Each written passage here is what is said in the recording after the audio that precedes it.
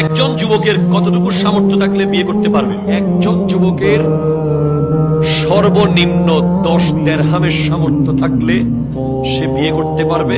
মাথার উপর ছাদ থাকতে হবে, খাবারের ভরণ পোষণের সেই অ্যাবিলিটি থাকলে সে বিয়ে করতে পারবে।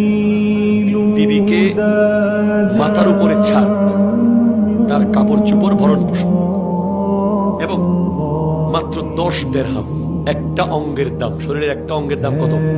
10 দিরহাম। যদি চোর 10 দিরহাম চুরি করে তখন তার হাত কাটা হবে। ইসলামী শরিয়া আইন। এখান থেকে বিষয়টা ইস্তেমবাত হচ্ছে। কিন্তু মুস্তাহাব হলো 500 দিরহাম। নবীজির বিবিগণ, আমাদের মাগণ, এর মোহরটা 500 দিরহাম ছিল। কিন্তু 20 লাখ টাকা, 50 লাখ টাকা